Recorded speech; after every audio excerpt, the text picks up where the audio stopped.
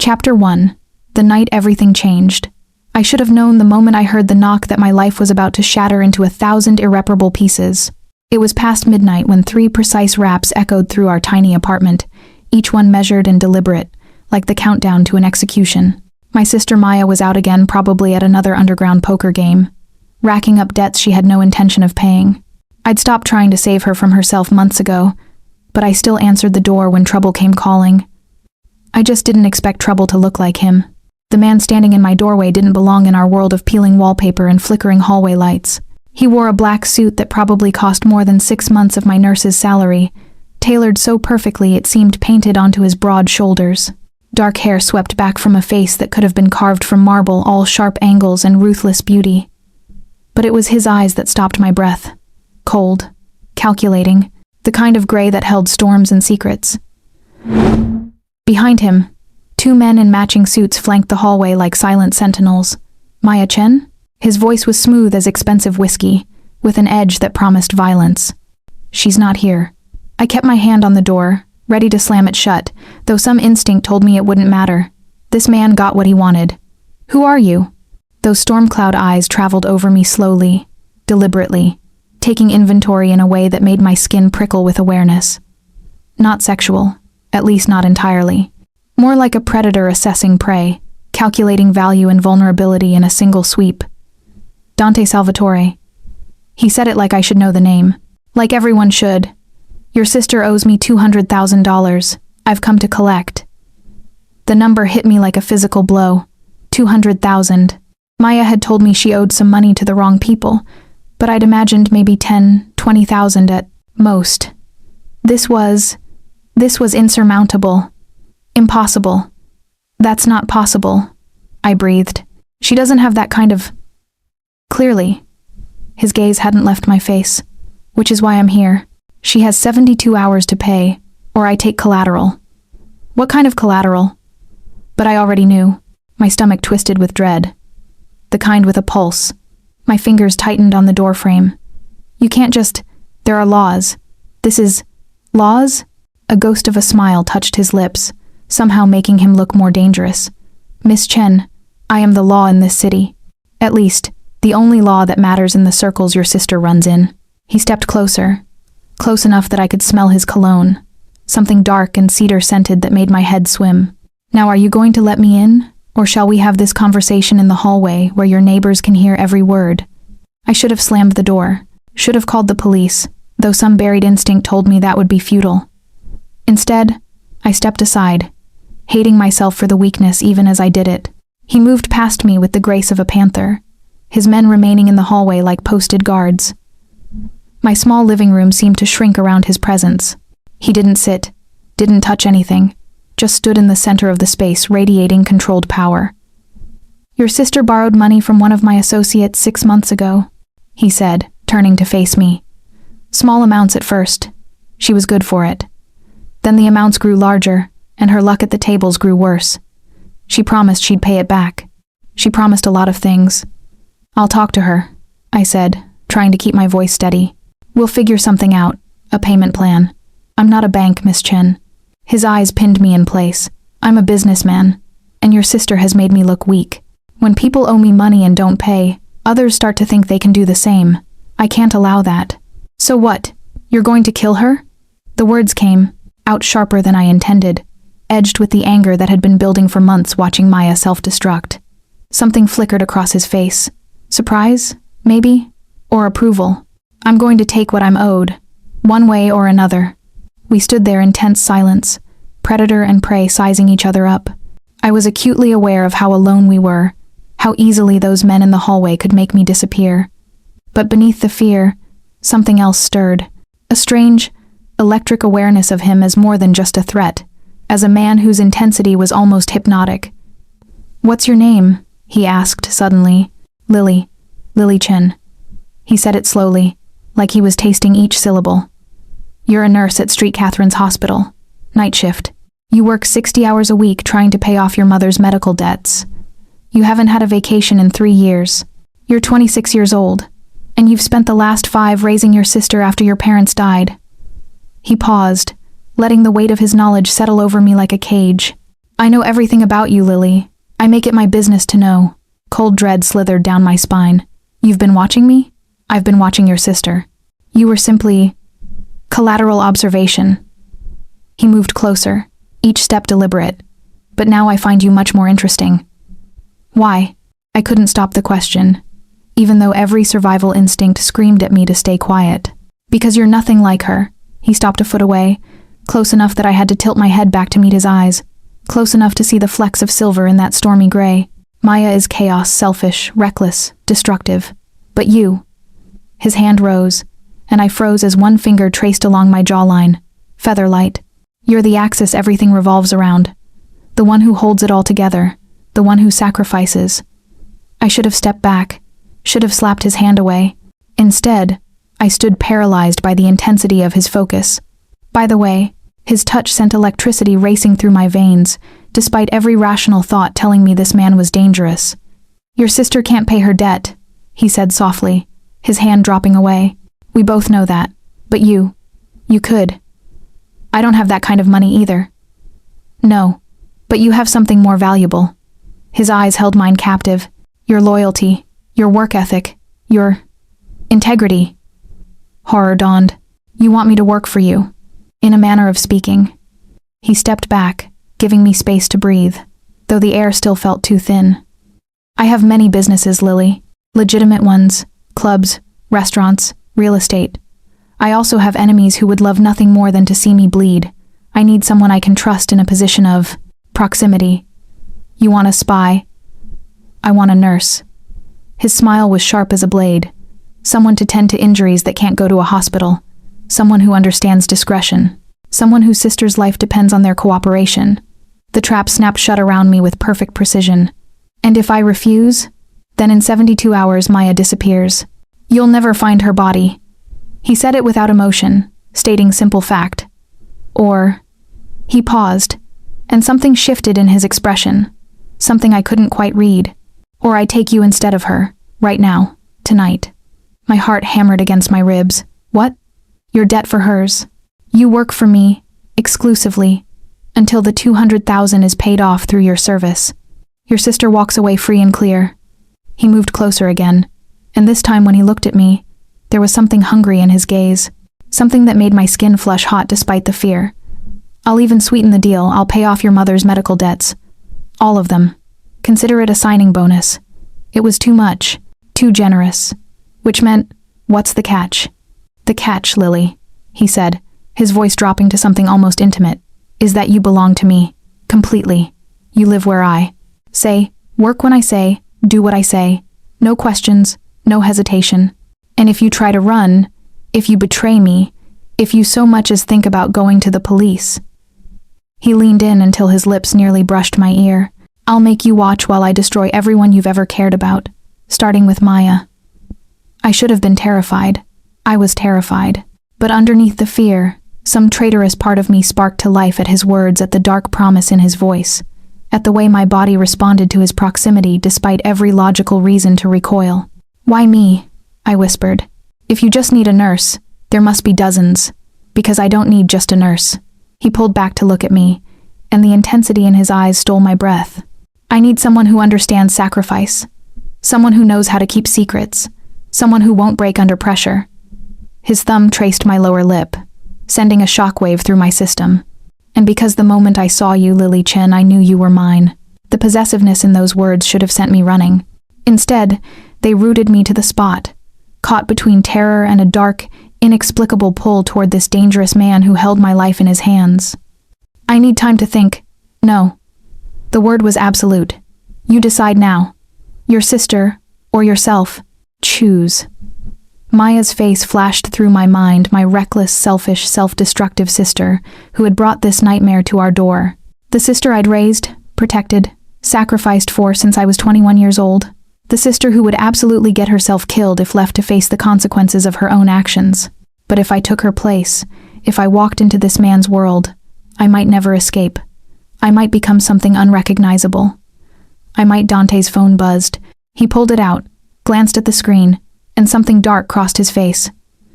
Your sister just lost another 50,000 at the tables. That's 250 now. The price keeps going up, Lily. Tick-tock. The rage that surged through me was white-hot and blinding. All these years of sacrifice, of working myself to exhaustion, of putting my life on hold to keep us afloat. And Maya was out there right now making it worse, not even trying to fix what she'd broken. Maybe I'd spent enough years saving someone who didn't want to be saved. Fine. The word came out steady, resolute. I'll do it. I'll work for you. But Maya goes free, completely free. You leave her alone. You don't collect from her. You never contact her again. Something like satisfaction gleamed in Dante's eyes. Done. And I want it in writing. A contract. His eyebrows rose slightly. You want to negotiate with me? You said you needed someone who wouldn't break under pressure. I lifted my chin, meeting his gaze even though my knees felt weak. I'm not walking into this blind. For a moment, he just stared at me. Then slowly a real smile curved his lips. Not the dangerous, predatory ones from before, but something genuine, impressed. I knew I chose right, he murmured, then louder. Marco. One of the men from the hallway appeared instantly. Draw up a contract. Standard terms. 18-month duration based on debt-to-service ratio. Include the medical debt payoff.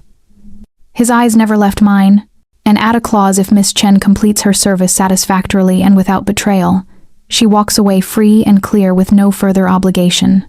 It was more generous than I'd expected, which meant I was missing something, but I was too far in to back out now. Pack a bag, Dante said. You have 10 minutes. Anything you need from this apartment, take it now. You won't be coming back. The finality of those words hit me like a physical blow. My life, my small, safe, predictable life was ending. Right here, right now. I moved on autopilot, throwing clothes and essentials into a duffel bag. My nursing credentials, my mother's locket, the photo of my parents on their wedding day. Everything else could stay.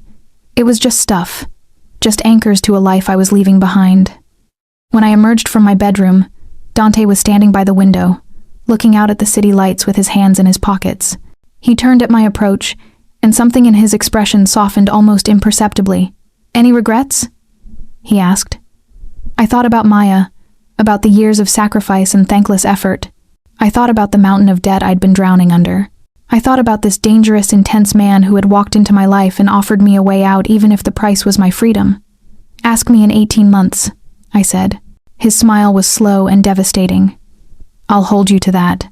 As I followed him out of my apartment and into the dark SUV waiting below, as the city lights blurred past the tinted windows. As we drove deeper into a world I'd only glimpsed in nightmares, one thought echoed through my mind.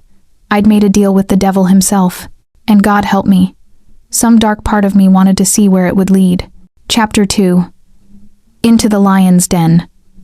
The Salvatore estate loomed against the night sky, like something out of a Gothic novel, all soaring gates and shadowed grounds, with a mansion that seemed to sprawl endlessly in every direction. We'd driven for 40 minutes outside the city, leaving behind the familiar streets of my life for this isolated fortress where the rules of the outside world clearly didn't apply. Dante hadn't spoken during the drive. He'd made several phone calls in Italian, his voice cold and clipped, discussing things I didn't want to understand. I'd caught words here and there, soldato, territorio, vendetta, each one a reminder of exactly what kind of world I'd agreed to enter. Now, as the SUV pulled through the gates and up a circular drive lined with marble statues, the full weight of my decision crashed over me. Welcome home, Lily, Dante said, and there was something darkly amused in his tone, as if he could read every panicked thought racing through my mind. This isn't my home. It is now. He stepped out of the car before I could respond, coming around to open my door himself, a gesture that would have been gentlemanly, if not for the way his hand claimed my elbow, proprietary and absolute. Come, I'll show you your quarters. The interior of the mansion was as overwhelming as the exterior, all marble floors and crystal chandeliers, Renaissance paintings and furniture that probably cost more than my entire apartment building. Staff moved through the halls like ghosts, their eyes downcast, not acknowledging us as Dante led me through a maze of corridors. We climbed a grand staircase to the 3rd floor, where he finally stopped at a door near the end of a long hallway. Your room, he said, pushing it open. It wasn't a room, it was a suite, larger than my entire apartment had been, decorated in shades of cream and gold, with a 4-poster bed that looked like something a princess would sleep in. French doors opened onto a balcony overlooking manicured gardens. An attached bathroom featured a clawfoot tub and a shower that could fit 6 people. There are clothes in the closet, Dante continued, moving through the space with casual ownership. Various sizes. Wear what fits. My housekeeper, Mrs. Chen. No relation will help you with anything you need. You'll take your meals with me unless I specify otherwise. I set my duffel bag down, feeling completely untethered. And my job? You said you needed a nurse. You'll be on call. When I need medical attention or any of my men do, you provide it. No questions asked. No matter the injury. He turned to face me, leaning against the bedpost with his arms crossed. You'll also attend certain social functions with me. Dinners, galas, meetings. You'll be introduced as my personal physician. Why would I need to? Because appearances matter in my world, Lily. Having a legitimate medical professional on staff adds a veneer of respectability. It also sends a message that I take care of my people. His eyes traveled over me again in that assessing way. And because I want you there. The last part was said so simply, so directly, that it sent a shiver down my spine. I want to see the contract before I agree to anything else. It's being prepared now. You'll have it by morning. He pushed off the bedpost, moving toward the door. Get some sleep. Tomorrow your real education begins. Wait, the word escaped before I could stop it. He paused in the doorway, looking back at me with those storm-gray eyes. My sister, how do I know you'll keep your word about leaving her alone? Because I just spent an hour having my men pull her out of the Palazzo Club before she could lose another 100,000, and I had them drive her to a rehabilitation facility upstate, where she'll spend the next 3 months getting clean and learning how to stop being a parasite. His voice was matter of fact, but something flickered in his expression. You're not the only one who can see she's destroying herself, Lily. The difference is, I actually have the power to stop it. He'd already taken care of Maya, before I'd even finished packing. The efficiency of it should have terrified me, how quickly he could move pieces around like chess figures, how thoroughly he'd researched our lives. Instead, I felt something uncomfortably close to gratitude. Thank you, I said quietly. Don't thank me yet. His smile was sharp. Everything has a price. You just haven't figured out what yours is. Then he was gone, the door closing with a soft click that sounded like a prison cell locking. I stood in the center of that beautiful, luxurious room and tried to remember how to breathe. The nightmare woke me at 3 a.m, the same one I'd had since my parents' accident. Twisted metal, broken glass, my mother's hand reaching for mine, and then nothing. I jolted upright in the unfamiliar bed, my heart hammering, disoriented by the silk sheets and the moonlight streaming through windows I didn't recognize. For a moment, I forgot where I was. Then it all came rushing back. I was in Dante Salvatore's mansion. I'd sold myself to a mafia boss. My life as I knew it was over. The panic attack hit like a freight train. I couldn't breathe. Couldn't think past the crushing weight on my chest. I stumbled out of bed and onto the balcony, gulping at the cool night air, trying to remember the grounding techniques I'd learned in nursing school. Can't sleep? I spun around with a gasp. Dante stood in the shadows near my door, still dressed in his suit pants and a white shirt with the sleeves rolled up, the top buttons undone. How long had he been there? How had I not heard him? What are you doing here? My voice came out shakier than I wanted. I own every inch of this estate. I go where I please. He moved into the moonlight, and I could see the exhaustion around his eyes, the tension in his shoulders. But if you're asking why I'm outside your room specifically, I heard you scream. I didn't, but maybe I had. Sometimes the nightmares took my voice without me realizing. You should go. Panic attack? He asked it clinically, no judgment in his tone. How did you? I know what it looks like. He stepped onto the balcony, and suddenly the space felt impossibly small. Your hands are shaking. You're hyperventilating. Your pupils are dilated. His hand caught my wrist, fingers pressing against my pulse point. Heart rate approximately 140. Classic symptoms. His touch was surprisingly gentle, and the clinical assessment in his voice so similar to how I'd speak to a patient somehow helped ground me. My breathing started to slow. You have them often? He asked, still holding my wrist. Since my parents died. Car accident. I was in the car. I don't know why I told him. Maybe because it was 3 a.m. and I was exhausted and terrified. Maybe because something about the way he looked at me made me feel like he actually saw me, not just the thing he'd acquired. How old were you? 21. His thumb stroked over my pulse. Whether consciously or not, I couldn't tell. And you've been carrying the weight of the world ever since. It wasn't a question, but I answered anyway. Someone had to. Not anymore. His other hand came up to cup my face, tilting my chin up to meet his eyes. You're under my protection now, Lily. That means no one touches you, no one threatens you, no one makes you afraid, including yourself. You make me afraid, I whispered. Good. His thumb traced my cheekbone. You should be afraid of me, but not like this, not the kind of fear that breaks you. He leaned closer, his breath warm against my skin. The kind that thrills you, the kind that makes you feel alive. My heart hammered for an entirely different reason now. I don't. You do. His certainty was absolute. I saw it in your eyes when I walked into your apartment. Underneath the terror, underneath the shock, there was recognition. Like some part of you had been waiting for someone to finally see you, to finally claim you. You're insane. Probably. His smile was dark.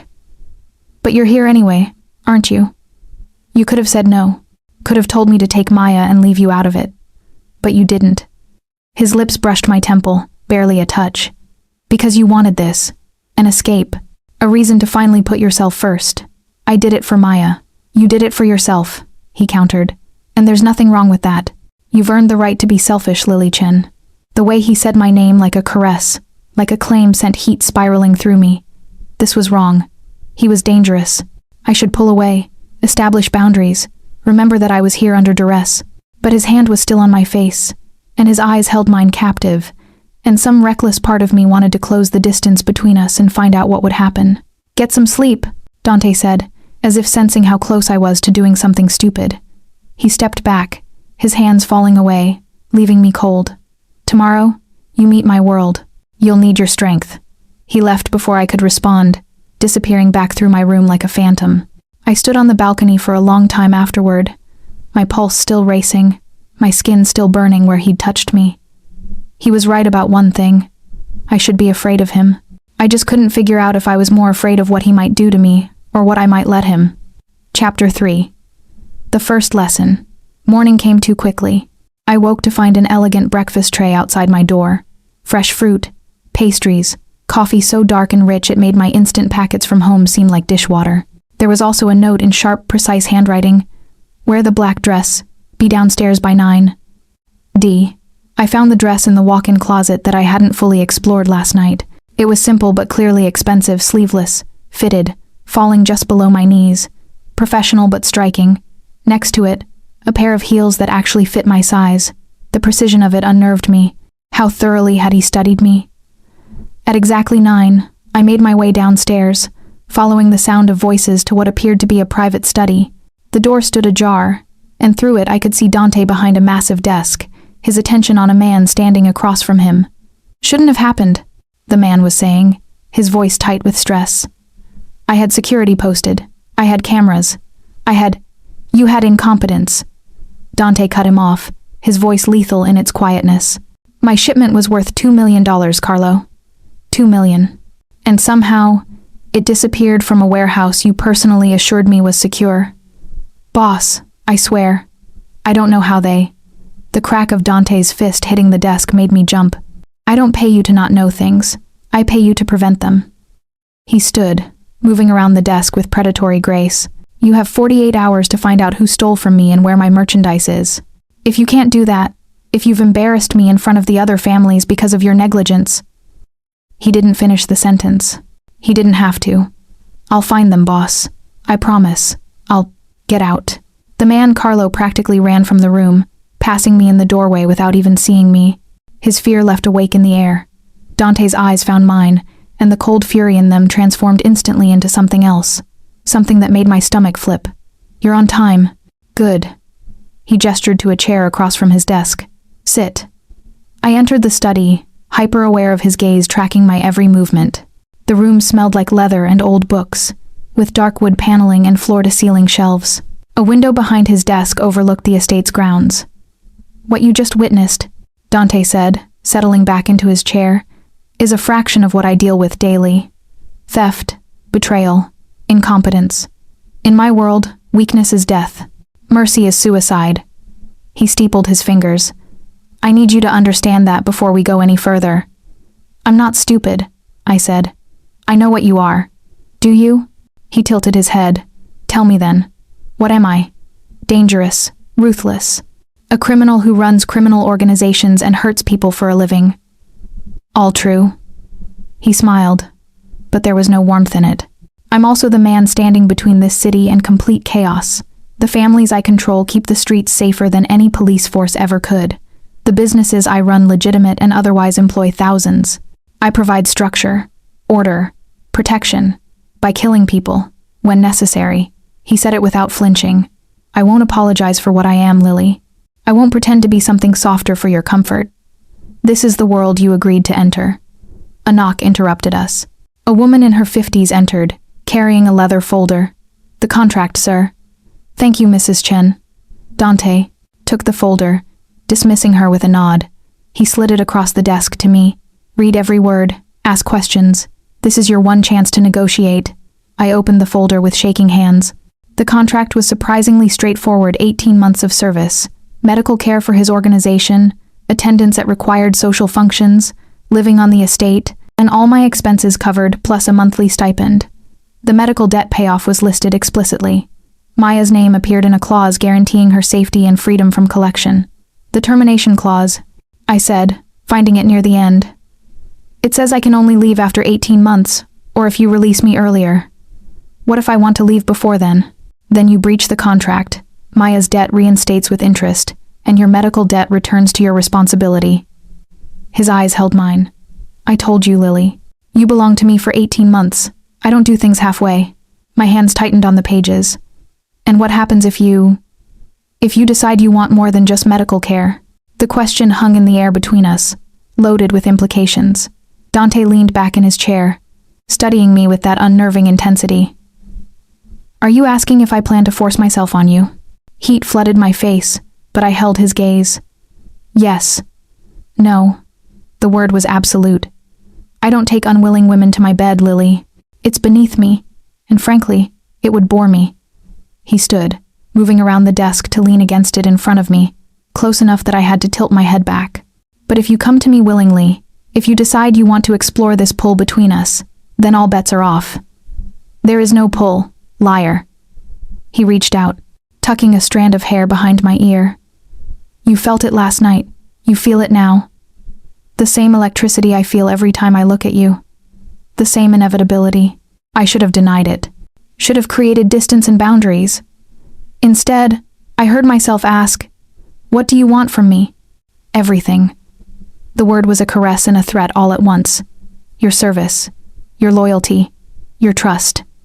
His thumb traced my jaw. And eventually your surrender. My breath caught. We'll see.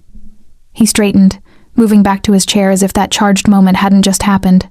Sign the contract. I have meetings all day.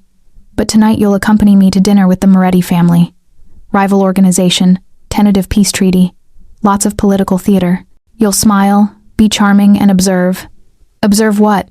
Everything. He picked up his phone, already moving on to the next thing. Body language. Power dynamics. Who's afraid of who? You're smart, Lily. Use that. Tell me what you see. It was a test. Everything with him was a test. I signed the contract, my signature sealing my fate. The rest of the day passed in a blur of preparation. Mrs. Chen, who was indeed no relation, helped me get ready for dinner, providing a dress that made my simple black one from this morning look like sackcloth. This one was deep emerald, silk that clung to every curve, with a back that dipped dangerously low. Mr. Salvatore has excellent taste, Mrs. Chen said, zipping me up. He chose this specifically for you. He chose my clothes? He chooses everything, dear. She adjusted the dress's drape with practiced hands. Hair up or down? Down, I guess. She styled it in loose waves, applied makeup with a professional hand, and by the time she finished, I barely recognized myself in the mirror. I looked. Sophisticated. Dangerous, even. Like someone who belonged in Dante's world. The thought terrified me. At 7, a knock came at my door. I opened it to find Dante in a tuxedo, looking like sin personified. His eyes traveled over me slowly, and the heat in them made my skin burn. Perfect, he murmured. Absolutely perfect. He offered his arm. I took it, feeling the corded muscle beneath his jacket, acutely aware of how small my hand looked against his sleeve. Remember, he said as we descended the stairs, you're mine tonight. Act like it. What does that mean? It means you stay close. You touch me when it's appropriate. You look at me like you're exactly where you want to be. We reached the entrance where his car waited. It means you sell the idea that you belong to me, body and soul. I don't. Tonight you do. His hand settled on the small of my back, possessive and warm through the thin silk. The Morettis will be looking for weakness. Any sign that my control is slipping, any hint that the people around me aren't completely loyal, and they'll strike. So tonight, Lily, you're not a nurse working off a debt. You're my woman. Understand? My woman. The word sent a dangerous thrill through me. I understand, I whispered. His smile was approving. Good girl. The drive to the restaurant was tense with anticipation.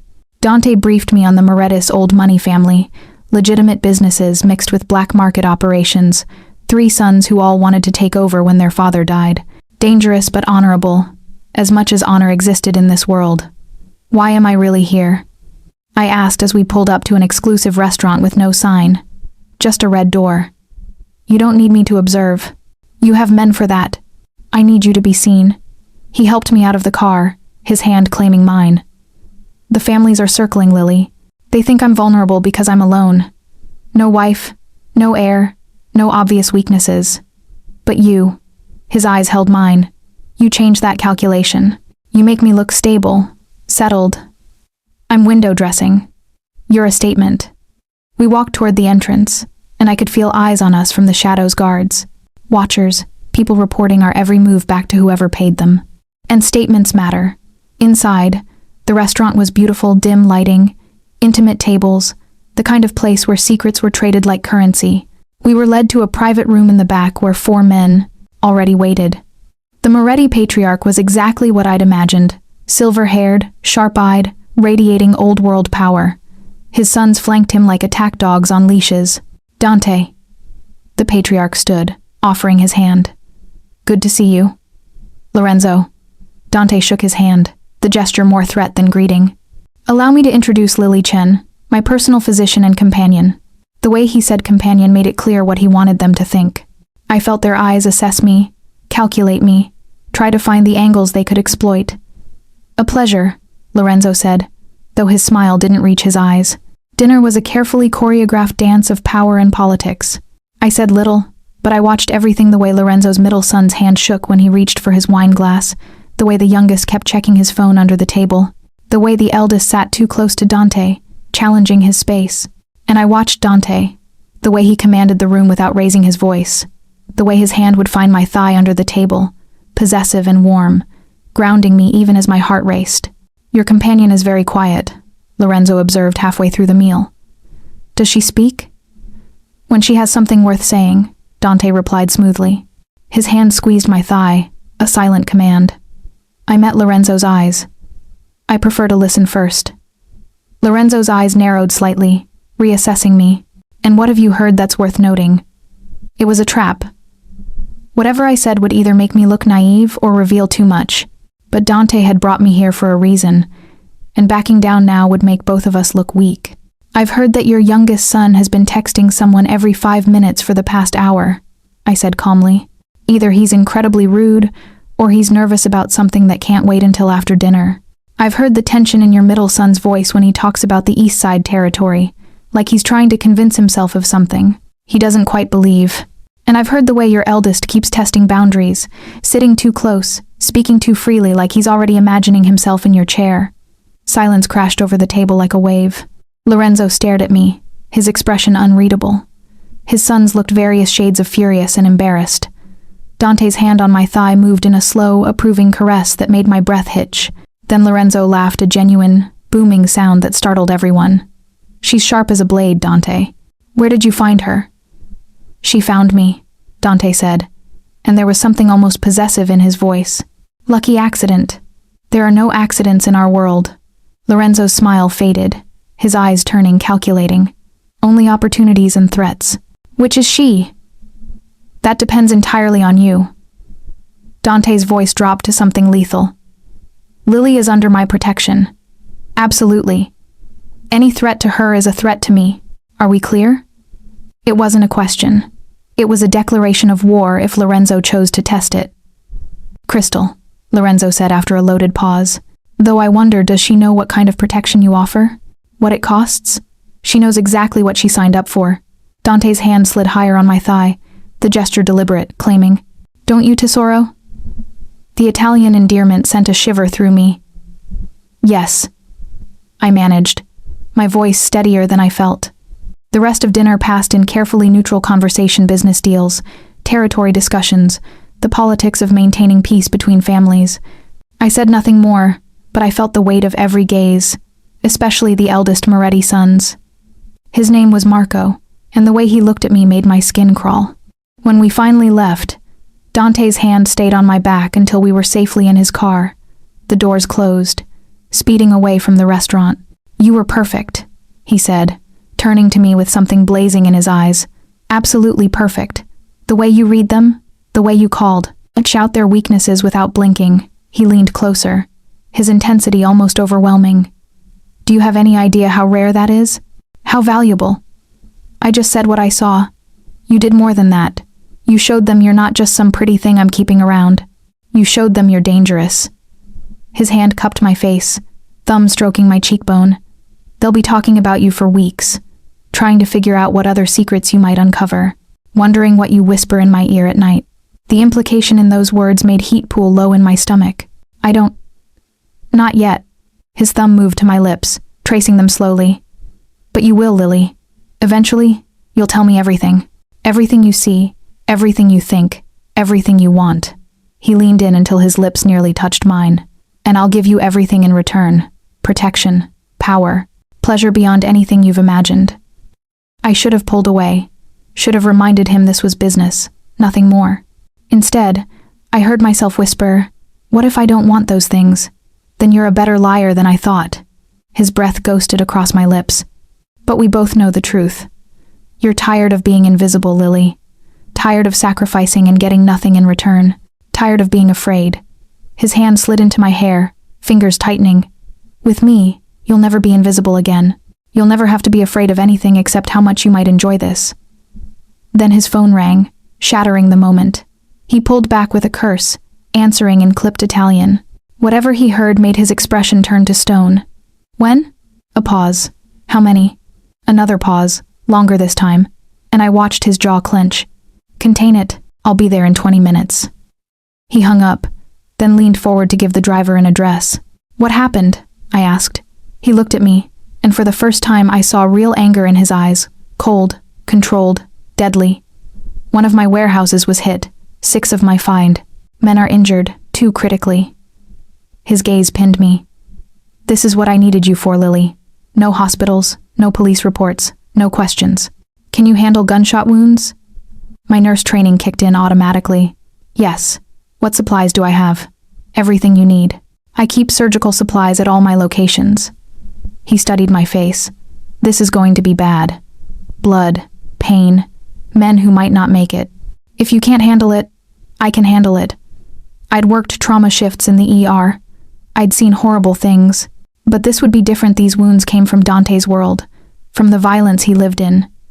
This would make it real in a way nothing else had. "Good." His hand found mine, gripping tight. "Because this is your first real test, Tesoro. How you perform tonight determines everything." Chapter 4. Baptism in Blood. The warehouse was chaos when we arrived, men shouting, blood on the concrete, the acrid smell of gunpowder still hanging in the air. Dante's men had moved the wounded to a back room that had been hastily converted into a makeshift medical bay. 6 men in various states of injury, and I could tell immediately which 2 were critical. "Lily?" Dante's voice cut through the noise. "What do you need?" I assessed quickly, falling into the calm that always came over me in emergencies. "Those 2 first chest wounds, potential lung collapse. I need help moving them, IV fluids, plasma if you have it." I looked at him. "And someone who can follow instructions without panicking?" "Marco," Dante called to one of his men. "Not the Moretti, a different Marco, younger, steadier. You're with her. Whatever she says, you do it. Understood?" The young man nodded, falling into place beside me. The next 3 hours were a blur of blood and adrenaline. The first man had a bullet lodged near his lung. I had to extract it carefully, pack the wound, pray I'd stopped the internal bleeding. The second had lost too much blood already, his pressure dropping dangerously. I worked on him while simultaneously directing Marco on the first, running between them, hands covered in blood, my expensive emerald dress ruined beyond repair. Dante stayed the entire time, standing against the wall like a dark sentinel, watching everything. He didn't flinch at the blood, didn't look away when I had to crack the second man's chest to manually compress his heart, didn't speak except to get me whatever I needed. 2 hours in, the second man's heart stopped. I worked for 20 minutes trying to bring him back, but he was gone. Too much damage, too much blood loss. Call it, Dante said quietly. I looked up at him, my hands still on the dead man's chest, trembling with exhaustion and failure. You did everything you could. Call it, Lily. Time of death 11:47 p.m. I stepped back, feeling the weight of it crash over me. In the hospital, we lost patients. It happened. But this felt different. This man had died because of Dante's world, because of violence and territory and money. The others? I asked, my voice hollow. Stable. Marco answered. You saved them. All 4 of them. 4 out of 6. In trauma medicine, those were good odds, but it didn't feel good. It felt like drowning. Dante approached, his hand settling on my shoulder. You need to clean up. I'll have Mrs. Chen bring you clothes. I looked down at myself, blood-soaked dress, hands stained red, probably blood on my face too. I looked like something out of a horror movie. The man who died, I said, not looking at Dante. Did he have family? A wife. 2 daughters. Dante's voice was matter-of-fact. They'll be taken care of. Financially, at least. That doesn't bring him back. No, it doesn't. His hand moved to my face, turning me to look at him. But this is the reality, Lily. Men die in my world, sometimes despite your best efforts. Sometimes because of my orders. You need to decide now if you can live with that. I wanted to rage at him, to scream that this was his fault, that the blood on my hands was his responsibility. But the exhaustion was too deep, and some part of me knew he was right. I'd agreed to this. I'd walked into his world with my eyes open. I need to check on the others, I said instead. Make sure they're stable through the night. Marco will stay with them. You need rest. I'm fine. That wasn't a request. His grip on my face tightened slightly. You've been running on adrenaline for 3 hours. When it crashes, you'll crash hard. I need you functional, not collapsed. He released me, stepping back. Marco, make sure she drinks water and eats something. Then take her upstairs to clean up. I wanted to argue, but he was already moving away, phone to his ear, giving orders in Italian, dismissing me because I'd served my purpose. The ride back to the estate was silent. I sat in the back of the SUV, still covered in blood, watching the city lights blur past. Dante was in a different car, dealing with the aftermath of the attack, finding out who was responsible, planning his retaliation. At the mansion, Mrs. Chen met me at the door, her face carefully neutral as she took in my appearance. Come, dear, let's get you cleaned up. The shower was scalding hot, and I stood under it until the water ran clear, scrubbing at my skin like I could wash away the memory of that man's heart stopping under my hands. I'd lost patients before. I'd lost them in residency, lost them during my nursing shifts. But this felt different. This felt like a line crossed, a piece of my soul traded for. What? Maya's safety? My own survival?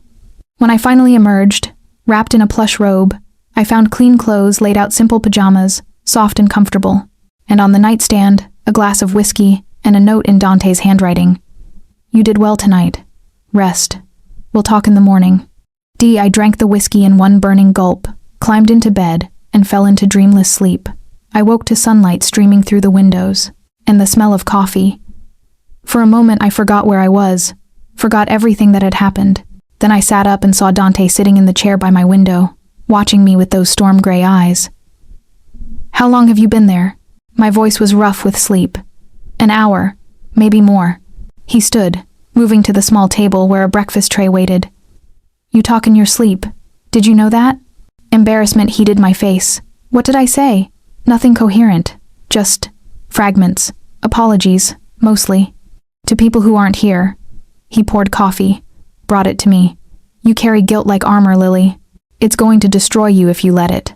I took the coffee, grateful for something to do with my hands. A man died last night. Yes, and 4 lived because of you. He sat on the edge of my bed, closer than was appropriate. Vincent, the man who died, knew the risks. We all do. He chose this life knowing he might die for it. That doesn't make it right. No, but it makes it real. His hand found mine, fingers threading through mine in a gesture that felt almost tender. You can't save everyone, Tesoro. Not in this world. Sometimes all you can do is fight for the ones you can save and mourn the ones you can't. I looked at our joined hands, at the contrast of his scarred knuckles against my skin. Who taught you that? My father. Something dark crossed his face, before I had to put a bullet in his head. The casual way he said it made my blood run cold. You killed your own father? He was dying anyway. Cancer, eating him from the inside, and he'd become weak, making decisions that endangered the family. Dante's eyes met mine, unflinching. So I did what needed to be done. I took over, I saved us, and I've never looked back. How old were you? 22. Younger than I was now. He'd taken his father's life and his empire before he could legally rent a car. The enormity of it, the violence of it, should have repulsed me.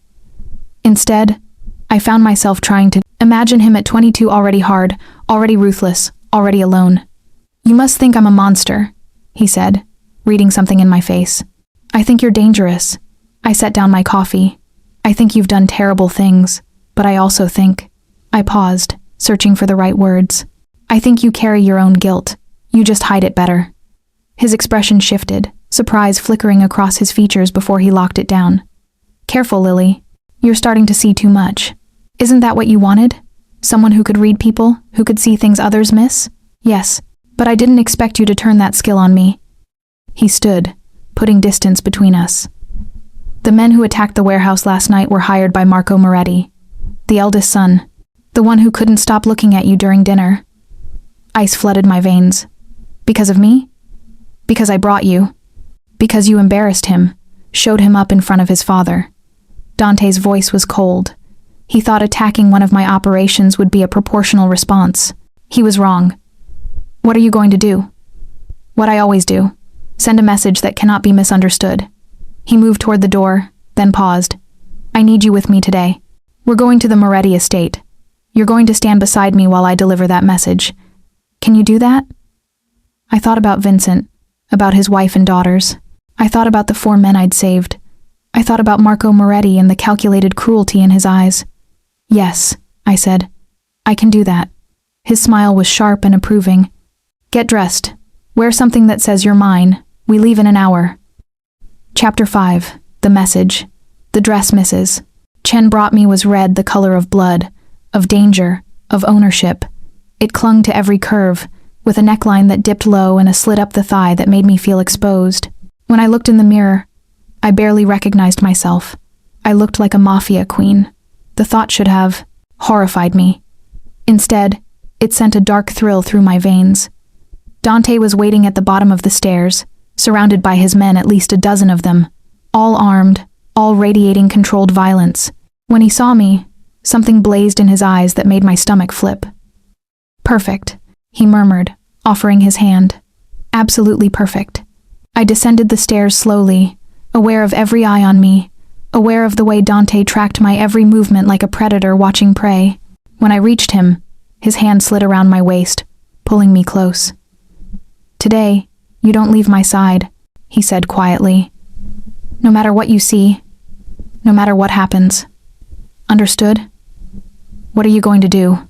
Deliver a message. His smile was cold. And make sure everyone knows exactly what happens when they threaten what's mine. The drive to the Moretti estate was tense.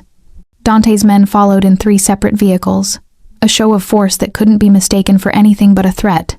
I sat close to Dante, his hand possessive on my thigh, his thumb drawing absent circles that made it hard to breathe. Scared? He asked. Should I be? Probably. His hand squeezed. But you're braver than you think, Lily Chen. You proved that last night. The Moretti estate was impressive. Old money, old power, with gates and guards and an air of established authority. But when our convoy pulled up, when Dante's men emerged from their vehicles like an invading army, I saw the guards' hands move to their weapons. "Easy," Dante called out, his voice carrying. "I'm here to speak with Lorenzo, peacefully, for now." The gates opened slowly, reluctantly. We drove through, and I could feel the tension ratcheting up with every second. This was a powder keg, and one wrong move would light the fuse. Lorenzo waited on his front steps, his 3 sons flanking him. When he saw Dante emerge from the car, saw me emerge beside him, dressed in blood red, his face went carefully neutral. "Dante, this is unexpected." Dante's arm wrapped around my waist, holding me against his side.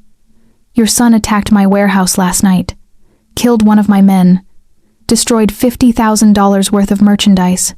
I'd say my visit is perfectly expected." Marco Moretti stepped forward, his jaw tight.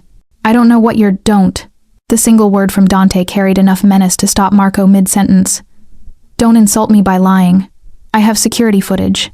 I have witness testimony. I have your hired guns in my basement right now, singing songs about who paid them." He paused. "Would you like me to play the recordings?" Lorenzo's face darkened. "Marco? He brought that bitch to dinner," Marco snarled, his eyes on me. "She sat there judging us, reading us, making us look like the insecure children you are." Dante's voice was silk over steel. "Lily did nothing but observe. The fact that you felt threatened by her intelligence says more about your weaknesses than hers. She's a whore you're using to—" Dante moved so fast I barely saw it. One moment he was beside me. The next his hand was wrapped around Marco's throat, slamming him back against a marble pillar. The click of safeties releasing filled the air as both sides drew weapons. "Say that again," Dante said quietly. "Give me a reason." "Enough!" Lorenzo's voice cracked like a whip. "Marco, apologize. Now. Father, now." The standoff lasted an eternity. Marco's face was turning purple, Dante's grip unwavering. Finally, Marco managed to choke out, "I apologize." Dante released him, stepping back smoothly. Not to me. To her. All eyes turned to me. I stood frozen, my heart hammering, acutely aware of the dozen guns pointed in various directions, of the violence humming in the air like electricity. Marco's eyes met mine, and the hatred there was palpable. But he forced out the words. "I apologize, Miss Chen. I could have accepted it, could have de-escalated the situation with grace. Instead, I heard myself say, for calling me a whore, or for being stupid enough to attack Dante's operation because your pride was hurt." Dante's smile was sharp as a blade. Proud. Lorenzo actually laughed. "She has fire, Dante. I'll give you that." "She has truth," Dante corrected. "Which is more valuable?" His arm reclaimed my waist. "Marco's actions demand recompense. He killed one of my men. He cost me money and reputation. In the old ways, that would mean blood for blood." The threat hung in the air like a blade. "But," Dante continued, "I'm willing to consider alternatives, out of respect for you, Lorenzo. Out of respect for the peace we've maintained." "Name your price," Lorenzo said, his voice heavy. "3 things." Dante held up fingers. 1. Marco is barred from all territory disputes for 6 months. Any decisions about expansion go through his brothers or you. 2. The Morettas cover my losses from last night, the merchandise, the warehouse repairs, and a generous settlement for Vincent's family. 3. He paused, his hand tightening on my waist. Marco apologizes to Lily. A real apology. On his knees. The shock rippled through the assembled men like a wave. In the Mafia world, forcing a made man to kneel was the ultimate humiliation. That's Marco started. "Non-negotiable," Dante finished. "You want war, Marco? I'll give you war. I'll burn everything you've built to the ground and salt the earth behind me. Or you can swallow your pride, apologize to the woman you insulted, and we all walk away from this." His smile was cold. "Choose." Lorenzo looked at his son, and the disappointment in his eyes was crushing. "Do it. Father, do it, or I'll disown you myself." The silence stretched. Then, slowly, Marco Moretti knelt in front of me. His face was red with shame and rage, his hands clenched into fists. "I apologize, Miss Chen," he forced out. "For my words, for my actions, for my disrespect. I should have felt triumphant. Should have enjoyed watching this man, who'd ordered an attack, humiliate himself. Instead, I just felt the weight of the violence I was becoming part of, the cruel games and power plays that defined this world. Accepted, I said quietly. Good. Dante's hand slid up my back, possessive. Then we're done here. He turned to Lorenzo. Have the money transferred by tonight, and keep your son on a shorter leash, or next time I won't be so generous. We left the same way we came, like an army departing conquered territory. Dante's men filed back into their vehicles, weapons still visible, message delivered. I climbed into the car beside Dante, my hands shaking with delayed adrenaline. As soon as the doors closed, Dante pulled me against him, his mouth capturing mine in a kiss that was fierce and claiming and absolutely devastating. I gasped against his lips, and he took advantage, his tongue sweeping into my mouth, his hand fisting in my hair. When he finally pulled back, we were both breathing hard. You were magnificent, he said, his voice rough, standing there like a queen while he knelt. Do you have any idea how beautiful you were? I didn't do anything. You did everything. His thumb traced my swollen lips. You stood beside me. You didn't flinch. You demanded the respect you deserve. His eyes burned into mine. You're not playing at this anymore, Lily. You're becoming it. Becoming mine. I'm not... You are. He kissed me again, softer this time but no less possessive. And the sooner you stop fighting it, the sooner you'll understand how good this can be. My mind was spinning, my body responding to him in ways I couldn't control. This was wrong. He was dangerous. I should pull away, establish boundaries, remember that this was all a transaction. But his hand was sliding up my thigh, pushing the slit of my dress wider, and his mouth was on my neck, and I couldn't remember why any of that mattered. Dante, I breathed. Say you want this. He murmured against my skin. Say you want me. I should have said no, should have pulled away, should have remembered all the reasons this was a terrible idea. Instead, I heard myself whisper, I want you. His groan was pure satisfaction. Soon to sorrow. Soon I'll have you exactly where I want you, but not yet. Not until you're ready to surrender completely. He pulled back, leaving me aching and confused and desperately wanting something I couldn't name. The drive back to the estate felt endless, charged with unspoken promises and dark desires. When we finally arrived, Dante helped me from the car, his hand lingering on mine. Rest today, he said. Tonight we celebrate. Celebrate what? Victory. His smile was sharp. And the fact that everyone in this city now knows exactly who you are, who you belong to. He left me standing there, trembling with want and fear and something darker, something that whispered I was already too far gone to ever find my way back. Chapter 6.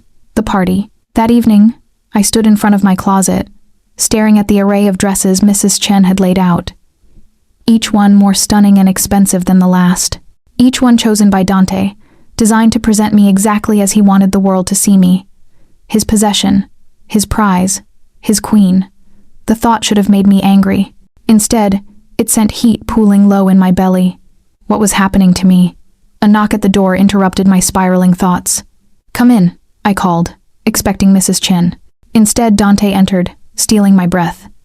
He wore a tuxedo again, but this time there was something different in his eyes. Something hungrier, more possessive. He'd tasted my surrender today, and now he was circling for more. You're not dressed, he observed, his gaze traveling over me in my robe. I couldn't decide. He moved to the closet, selecting a dress without hesitation, midnight black, backless, with a neckline that plunged dangerously low and a skirt that would cling to every curve. This one. It's too much. It's perfect. He turned to me, dress in hand. Every family in the city will be at this party, Lily. Every underboss, every associate, every player who matters. They need to see you not as some frightened girl I'm keeping prisoner, but as a woman who chooses to be by my side, who belongs there. But I don't choose, don't you? He set the dress down, moving closer. You could have stayed silent at the Moretti estate, could have played the victim. Instead, you stood tall and demanded respect. You could have pulled away in the car, could have rejected my kiss. Instead, you kissed me back and told me you wanted me. His hand cupped my face. You're choosing this, Lily. Every day, every moment, stop pretending otherwise. This isn't me, I whispered. I'm a nurse, I save lives. I don't stand beside mob bosses and watch men kneel and what? Enjoy it? His thumb stroked my cheek. You can be both, Tesoro. The healer and the queen. The innocent and the sin. You don't have to choose. He was seducing me with words, with touches, with the dark promise in his eyes. And God help me, it was working. Get dressed, he said softly. I'll wait downstairs. 30 minutes. After he left, I stared at the dress for a long moment. Then, slowly, I put it on. When I descended the stairs 30 minutes later, makeup perfect. Hair styled in elegant waves, diamonds borrowed from Dante's collection glittering at my throat and ears. I looked like someone else entirely. I looked like I belonged in his world. Dante waited at the bottom, and the way his eyes blazed when he saw me made my knees weak. Perfection, he breathed, taking my hand and bringing it to his lips. Absolute perfection.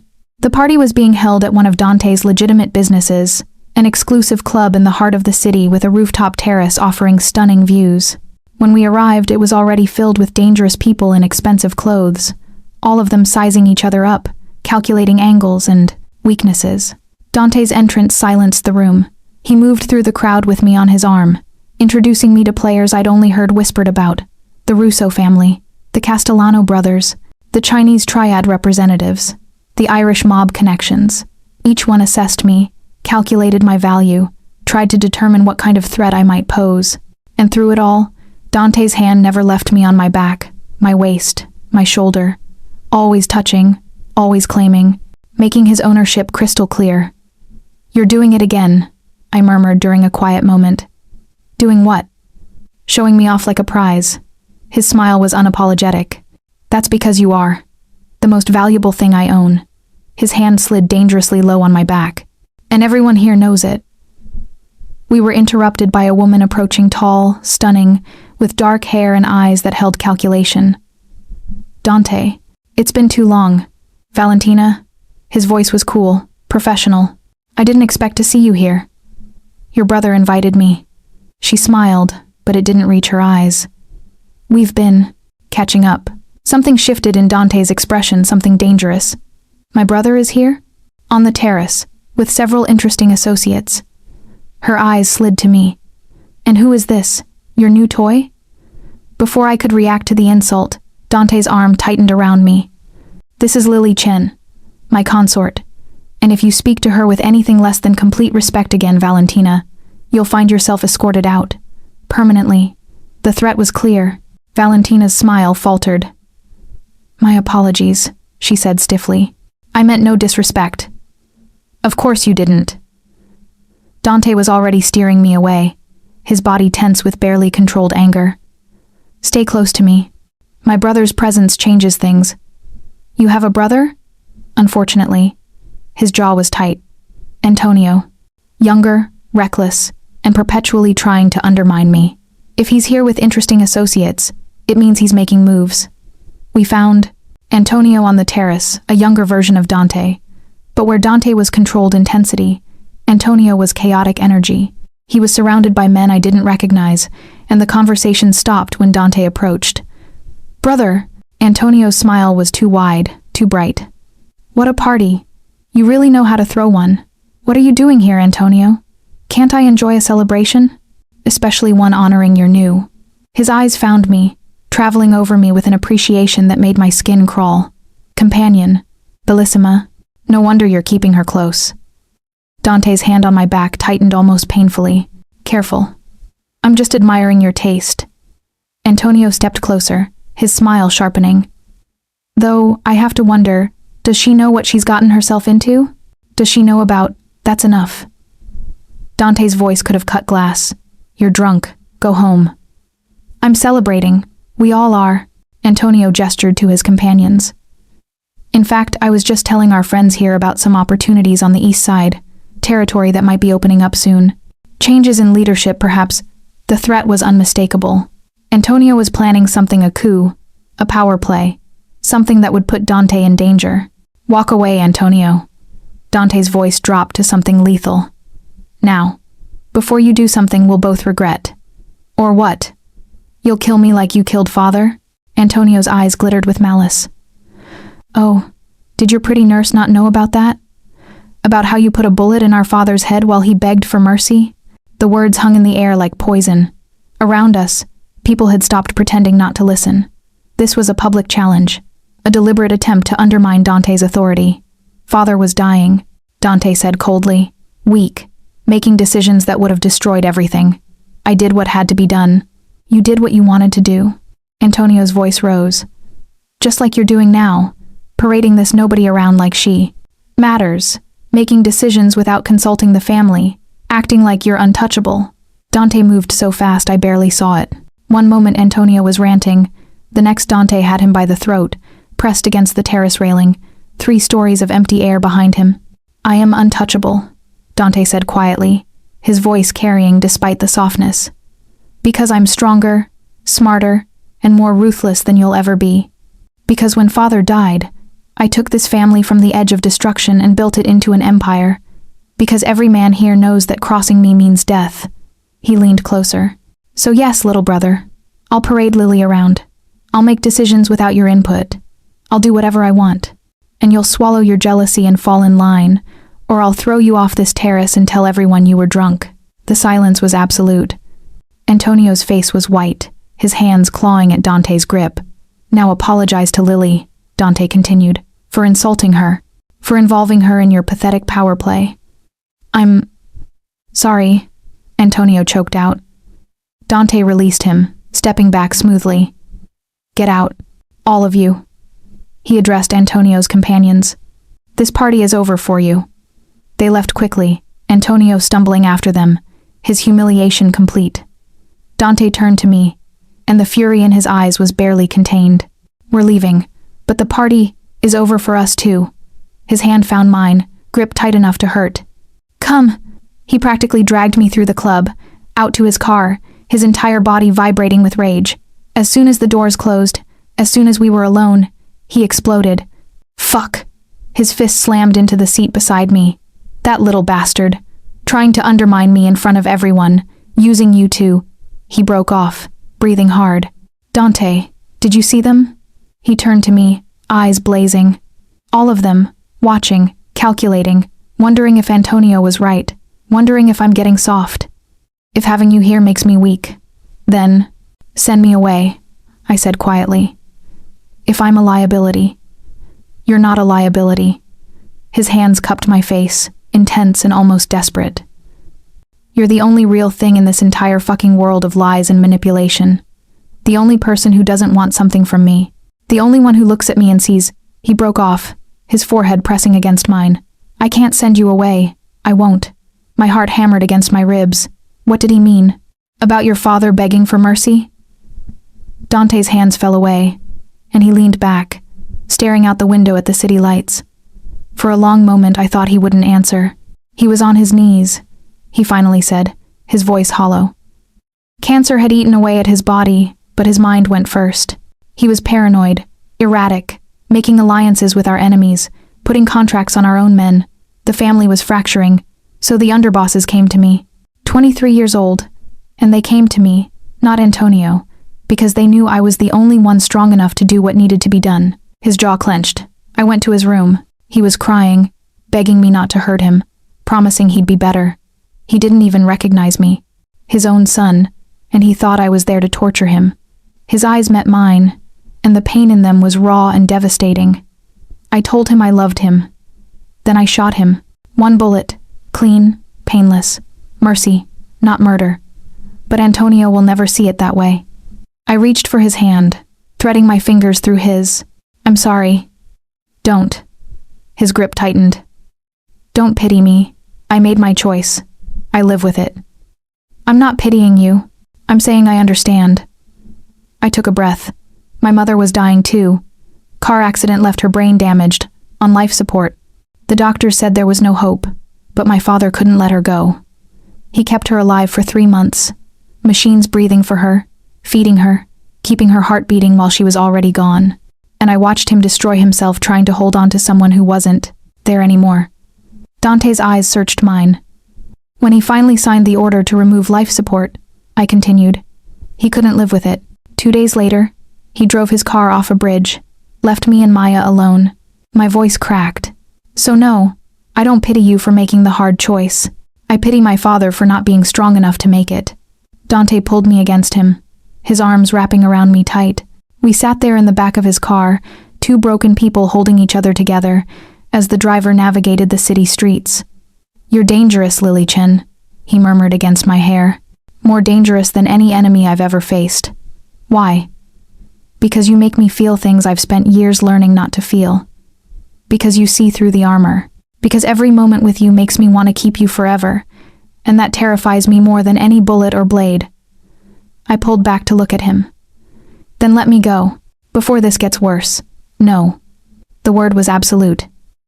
"You're mine now, for better or worse, and I don't give up what's mine." His mouth captured mine, and this kiss was different from the others, less about possession and more about need. Raw, desperate need that matched my own.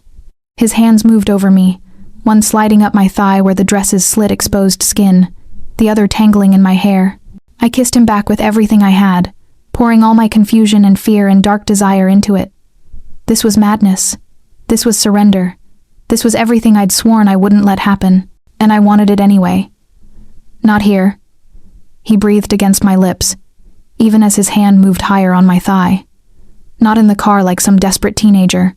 When I take you, Lily, it will be in my bed, where I can spend hours learning every sound you make, every place that makes you tremble."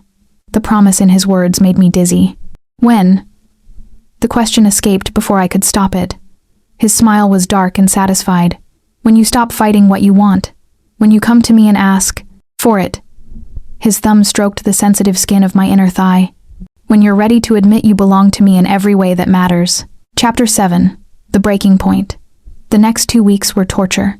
Dante kept me close, always touching, always claiming, always pushing me to the edge of surrender without letting me fall. He'd kiss me until I was breathless, then pull away. He'd whisper dark promises in my ear, then leave me aching and alone. He was seducing me methodically, deliberately, breaking down every wall I'd built, and it was working. I treated injuries, gunshot wounds, knife cuts, broken bones from territorial disputes and internal discipline. I attended dinners and meetings, standing beside Dante like a queen, reading the room and whispering observations that he used to devastating effect. I lived in his world, breathed his air, and felt myself changing with every passing day. Maya called once from the rehab facility. She sounded good, clear-headed, embarrassed, grateful. She didn't ask about Dante, didn't ask about the debt. She just said thank you and promised to do better. I believed her. Or maybe I just wanted to. Antonio was making moves. I could feel it in the tension around the estate, in the hushed conversations that stopped when I entered rooms, in the way Dante's security had doubled. But he said nothing, just watched me with those storm-gray eyes, and kept his own counsel. Until the night everything shattered. I was in my room, preparing for bed, when I heard the gunshots, 3 sharp cracks, followed by shouting. My nurse instincts kicked in immediately. I grabbed my medical bag and ran toward the noise, even though every survival instinct screamed at me to hide. The chaos was on the ground floor. Dante's men were everywhere, weapons drawn, shouting in Italian. I pushed through them and found Dante in his study, blood staining his white shirt, his face pale but his eyes still sharp. "Lily, get back. You're shot." I was already at his side, pulling open his shirt to assess the damage. Shoulder wound, clean through, missing the major arteries by inches. "Sit down. We have a situation. Sit down." I used my nurse voice, the one that made even the most difficult patients comply. "You're bleeding. I need to stop it before you pass out and your men have to carry your stubborn ass." "Despite everything," he smiled. "Yes, ma'am." I worked quickly, packing the wound, starting an IV for fluids, administering antibiotics. Around us, his men gave reports Antonio had hired outside contractors to hit the estate, professional killers who'd breached the security.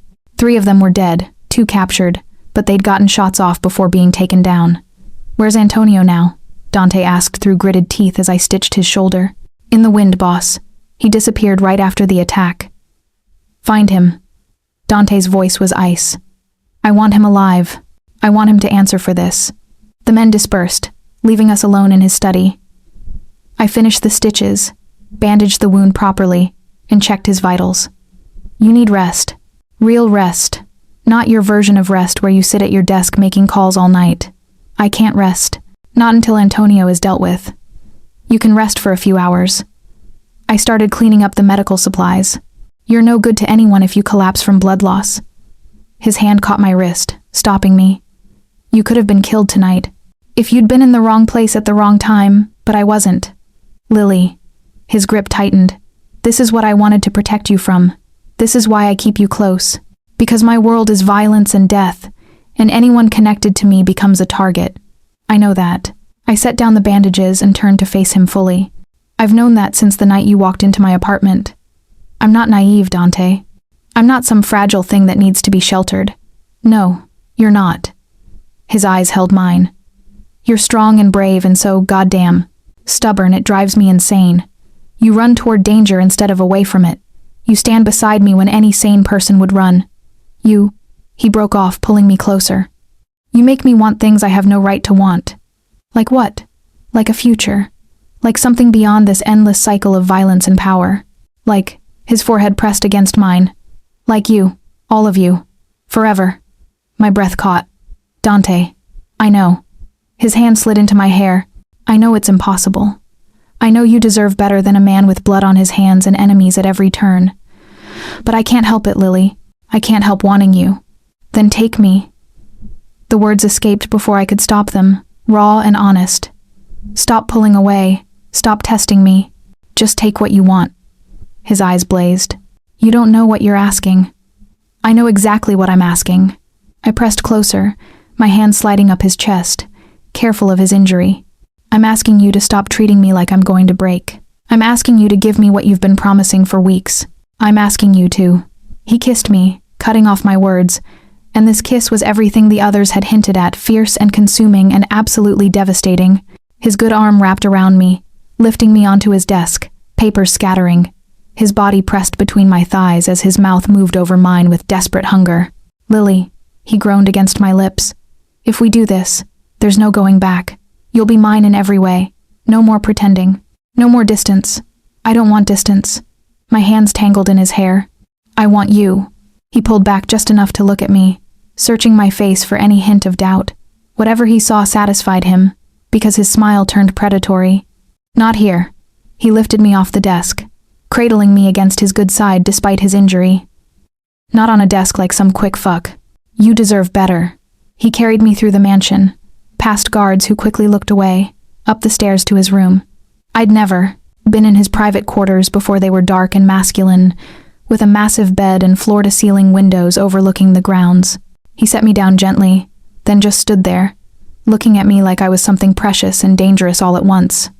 Last chance to change your mind, he said quietly. Once I have you, Lily, I'm never letting go. I don't want you to let go.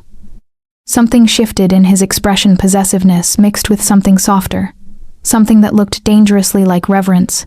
He reached for me, his fingers finding the zipper of my dress, sliding it down slowly.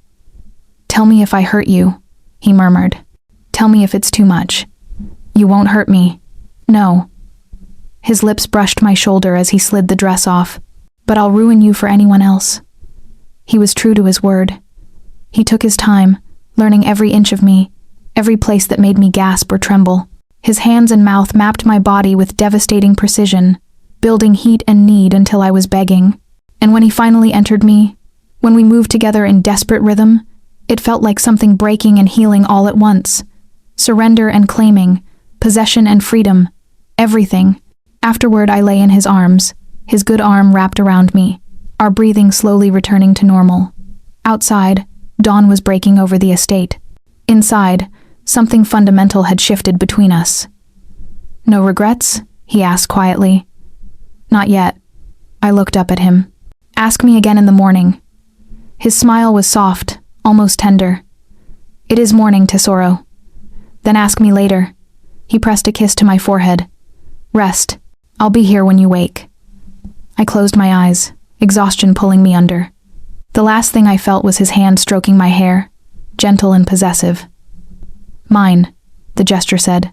And for the first time since this all began, I didn't want to argue. Chapter 8. Aftermath. I woke to an empty bed and the sound of raised voices downstairs. For a moment, I just lay there, feeling the ache in my muscles, the soreness that proved last night hadn't been a dream.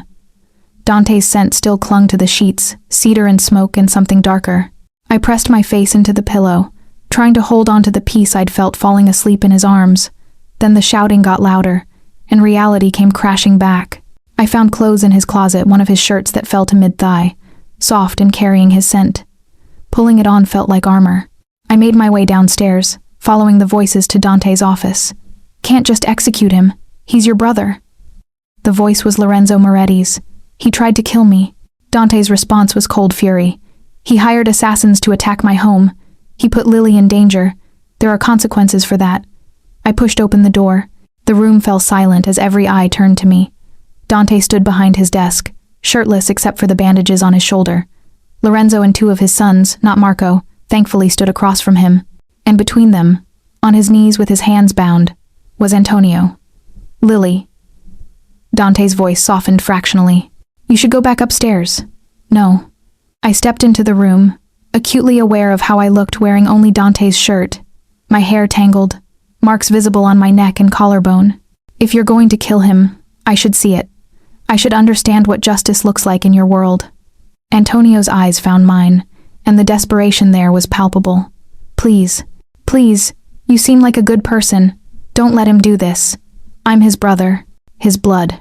You stopped being my brother the moment you put a gun in a killer's hand and pointed it at my home," Dante said, moving around the desk. "You're just another enemy now." Lorenzo came to negotiate. "One of the Moretti sons," said the middle one, whose name I couldn't remember. "We're asking for mercy, exile instead of death. Antonio leaves the city, never returns, never contacts the family again. And what guarantee do I have he won't just rebuild his power somewhere else and come back stronger?" Dante's eyes never left Antonio. "What guarantee do I have that letting him live won't be seen as weakness?" "My guarantee," Lorenzo said. "The Morettis will watch him. If he violates the exile, we'll deliver him to you ourselves." He paused. "I'm asking as a favor, Dante, for the peace between our families." The politics of it was dizzying. Lorenzo was calling in a debt, using Antonio as a way to bind Dante to the Morettis even more tightly. If Dante accepted, he'd owe Lorenzo. If he refused, he'd create tension with an important ally. "What do you think?" Dante asked suddenly, looking at me. "Should I show mercy?" Every eye in the room turned to me. Antonio's hopeful, Lorenzo's calculating, Dante's unreadable. I thought about Vincent, the man who died on my table. I thought about the 4 I'd saved. I thought about the violence that would come if Dante killed his brother, the vendetta from Antonio's supporters, the whispers that he was becoming too ruthless. But I also thought about Antonio's sneer at the party, his deliberate attempt to humiliate Dante, his willingness to kill his own brother for power. "He doesn't deserve mercy," I said quietly. "But maybe you do." Dante's eyebrows rose slightly. "Explain." "Killing him makes you the man everyone thinks you are, ruthless, cold, capable of anything. But letting him live, on your terms, with conditions that bind him." I met his eyes. "That makes you powerful enough to show mercy, strong enough not to need the execution, secure enough in your position that his existence doesn't threaten you." Silence stretched. Then Lorenzo smiled. "She's smart, your woman. You should listen to her." Dante studied me for a long moment. Then he turned to Antonio. "You have 1 hour to leave this city. You take nothing. No money, no weapons, no contacts. The Morettis will provide you transport to the border and a small stipend to start over somewhere far from here. If I ever see you again, if I even hear a rumor that you're planning something, I'll hunt you down myself. And next time Lily won't be here to argue for your life." Antonio's relief was palpable. Thank you, I get him out of my sight," Dante said coldly. "Before I change my mind." The Morettis moved quickly, hauling Antonio to his feet and out of the room. Lorenzo paused at the door. "You chose well, Dante. In her. I mean, she'll make a good queen when you're ready to make it official." After they left, silence filled the study. Dante leaned against his desk, his eyes on me. "You undermined my authority," he said quietly. "I gave you an alternative that makes you look stronger. You made me look soft. I made you look secure." I moved closer. "Your men were watching. They saw you consider my counsel.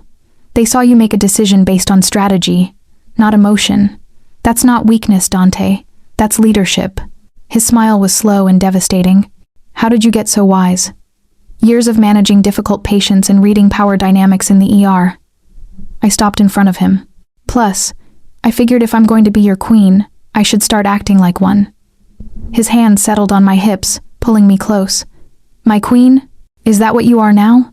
Isn't that what last night meant? No more pretending, no more distance. You claimed me. I let you. I met his eyes. So yes, I'm yours, which means you're mine too. The possessiveness in his expression sent heat spiraling through me. Careful, Tesoro. I'm not used to belonging to anyone. Get used to it. I traced the edge of his bandage. How's your shoulder? Hurts like hell. Worth it. Worth getting shot? Worth everything, if it led to you in my bed. His hand slid under his shirt I was wearing, skimming over bare skin. Speaking of which, you're wearing my clothes. I didn't have anything else. Good. His smile turned wicked. I like seeing you in my things. Marking you as mine. Possessive much? Absolutely. He kissed me, slow and deep. And you love it. I couldn't argue, because he was right. Some dark part of me thrilled to his possessiveness, to the claiming, to the absolute certainty with which he held me. Come back to bed, he murmured against my lips. I'm not done with you yet. You're injured. I've fought with worse wounds. I can certainly make love to my woman with a shoulder injury. His hands moved over me, stoking the fire that never quite died when he was near. Unless you're too sore? Heat flooded my face. I'm fine, liar. But his smile was tender. We'll take it slow. I'll be gentle. He was true to his word, leading me back upstairs to his room, to his bed. And as morning light streamed through the windows, as he moved over me and in me with devastating care, I finally understood what I'd been fighting. This wasn't just desire, wasn't just chemistry or the thrill of danger. This was something deeper, more terrifying. This was falling in love with a man who could destroy me, and choosing to fall anyway. Chapter 9. The Choice. 3 days later, I stood on Dante's balcony watching the sun set over the city, lost in thought. Inside, he was on another call, always another crisis, another decision, another move in the endless chess game of his world. But out here, I could breathe. I could think. I could question everything. The door opened behind me. I didn't turn, knowing his footsteps by heart now. You're thinking too much, Dante said, his arms wrapping around me from behind. I can practically hear the gears turning. My contract is almost up. I hadn't meant to say it, but the words escaped anyway. 18 months. I'm past the halfway point now. His arms tightened fractionally. I'm aware. What happens when it's over? What do you want to happen? I turned in his arms, looking up at him. That's not an answer. No, it's a question. Because what happens next is your choice, Lily. His hand cupped my face. You could walk away, take your freedom, your cleared debts, and go back to your old life. I wouldn't stop you. Wouldn't you? No. The word was absolute. It would destroy me to let you go, but I'd do it. Because keeping you prisoner isn't the same as keeping you. And I want you to stay because you choose to, not because you're bound by obligation. My heart hammered. And if I do stay, what would that look like? Anything you want. His thumb stroked my cheekbone. You could continue as you are, my consort, my companion. Or... He paused, his eyes searching mine. Or you could be more, my partner in everything. Not just the woman in my bed, but the queen beside my throne. Marriage. The word hung between us like a dare. Eventually, if you wanted it. His other hand found mine, threading our fingers together. I know it's insane. I know we've only known each other a few months. I know my world is violence and danger and everything you should run from. But I also know that I've never felt this way about anyone. Never wanted someone the way I want you. Never trusted someone the way I trust you. Dante, let me finish. His forehead pressed against mine. You've changed me, Lily. Made me want to be better, stronger, more than just the monster everyone thinks I am. With you, I feel human, like maybe all the blood and violence and death isn't all I am. His voice dropped to a whisper. Don't leave me, please. Whatever you want, whatever you need, I'll give it to you. Just don't leave. Tears burned my eyes. This man, this dangerous, ruthless, powerful man was offering me his heart, his vulnerability, everything he'd spent years learning to hide. "I love you," I whispered. "God help me, but I do. I love you so much it terrifies me." His smile was brilliant and devastating. "Say it again." "I love you." Again. "I love you, Dante Salvatore." I cupped his face, feeling the rough stubble under my palms. "I love your strength and your ruthlessness and the way you're gentle only with me. I love how you really see me when everyone else just saw the caretaker, the responsible one, the one who could be counted on to sacrifice. I love." He kissed me, deep and fierce, and I tasted salt from tears I didn't know had fallen. When he pulled back, his eyes were bright with emotion. "Marry me," he said, not a question but a plea. "Not now, not today, but someday. When you're ready. When you've made peace with what it means to be mine and for me to be yours. Marry me and rule beside me, and let me spend the rest of my life proving you didn't make a mistake." "Yes," I breathed. "Yes. But," his smile faltered slightly. But I need something from you first." I took a deep breath. "I need you to let Maya visit. To see me, to know I'm safe and happy. Because she's still my sister, Dante. She's still family." "Of course." His relief was palpable. "Tesoro, you never had to ask. I would never keep you from your family. And I need you to really try to find ways to make your businesses more legitimate. I'm not naive enough to think you can just walk away from the Mafia, but I need to know you're working toward something better, something that doesn't end with you dead or in prison." His expression turned thoughtful. "I can do that. I've been considering it anyway, diversifying, going legit where possible." He smiled slightly. "See? You're already making me better. Then yes, someday when we're both ready, I'll marry you." He kissed me again, and this kiss held promise of futures and forever, of choosing each other every day despite the danger, despite the darkness. When we finally broke apart, he pulled something from his pocket. A ring, simple, elegant, with a diamond that caught the last rays of sunlight. "I bought this 2 weeks ago," he admitted. "Couldn't help myself. I saw it and thought of you, beautiful and strong and worth any price." He slid it onto my finger, and it fit perfectly. "Consider it a promise. When you're ready, I'll replace it with something more official. But for now, let it remind you that you're mine and I'm yours." I looked at the ring, at this man who'd walked into my life and shattered everything, at the city spread out below us with all its darkness and possibility. "No regrets?" I asked, echoing his words from that first night. "Not a single one." His arms wrapped around me, pulling me back against his chest. "You?" I thought about the nurse. I'd been exhausted, drowning in debt, sacrificing everything for people who took and took without giving back. I thought about the woman I'd become stronger, sharper, standing beside a king and holding my own. "Not yet," I said. "Ask me again in the morning." His laugh rumbled through his chest into my back. "It's almost morning now, Tesoro. Then ask me later." We stood there as night fell over the city, two people who'd found each other in the darkness and chosen to build something bright. It wouldn't be easy. There would be danger, violence, hard choices, and harder days. But we'd face them together. And somehow, that made all the difference. Epilogue, 1 year later. The sun streamed through the windows of our bedroom, not Dante's anymore, but ours, as I woke slowly, contentedly. The space beside me was empty, but I could hear water running in the bathroom. Morning shower. Dante's routine never changed. My hand found the ring on my finger, a different one now, platinum with diamonds that circled the entire band.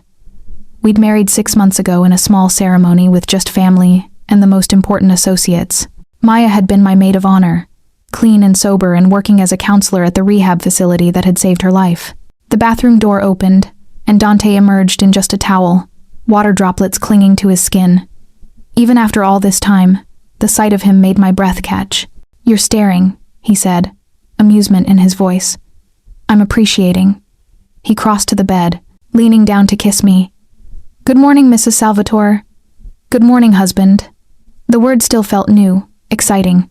I'd kept my last name professionally, Dr.